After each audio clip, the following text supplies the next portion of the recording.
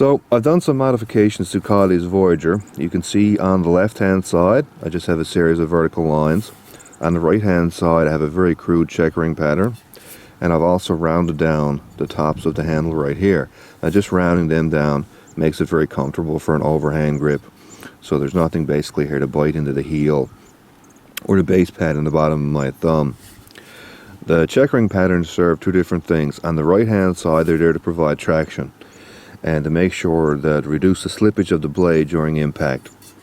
On the left hand side they're there for indexing, because my index finger basically is very sensitive. All the tips of the tops of your fingers are very sensitive in general, so I'll be able to feel any little movement or any kind of slippage. So again, I got traction and I got indexing.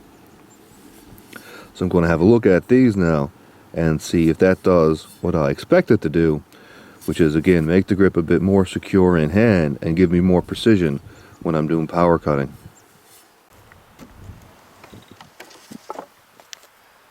Start off relatively light.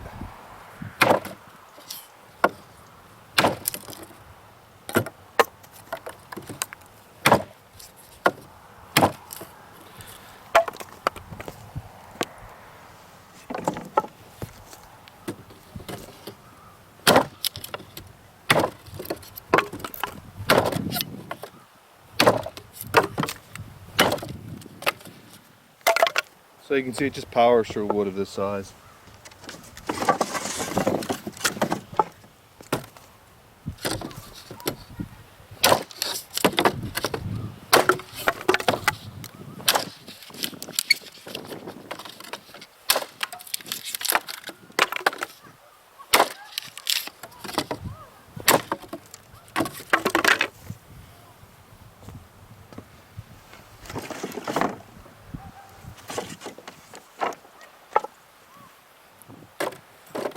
Piece of very well seasoned 2x2.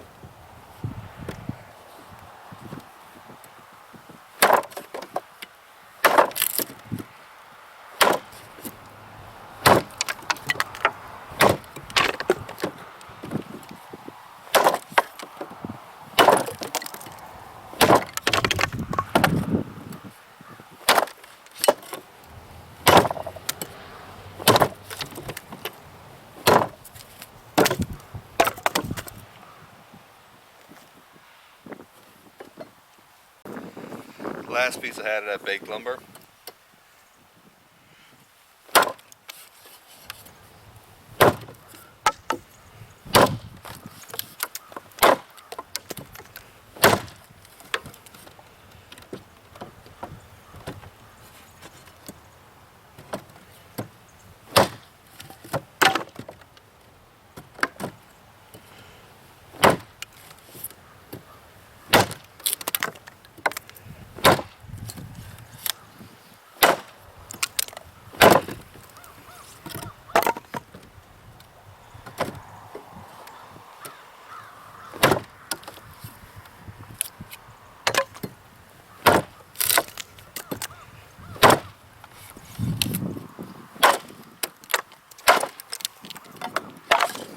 So it doesn't quite require 5.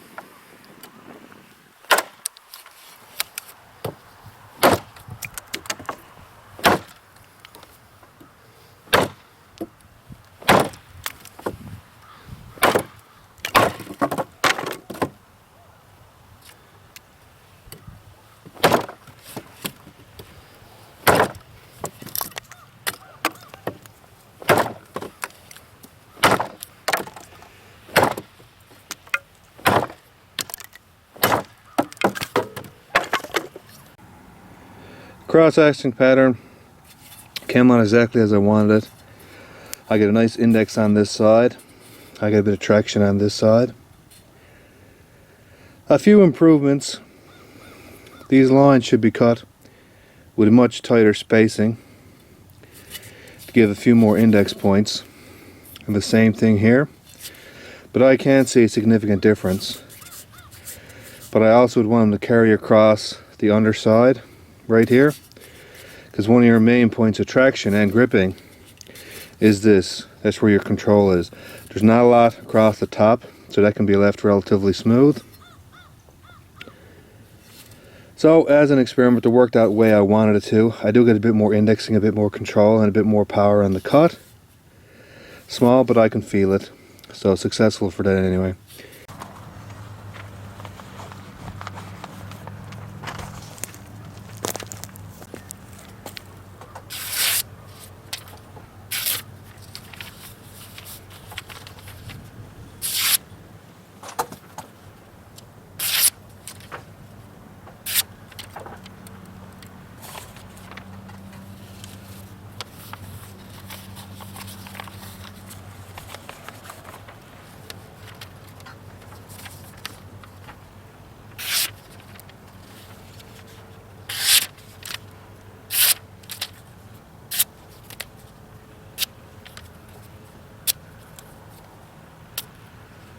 Oh,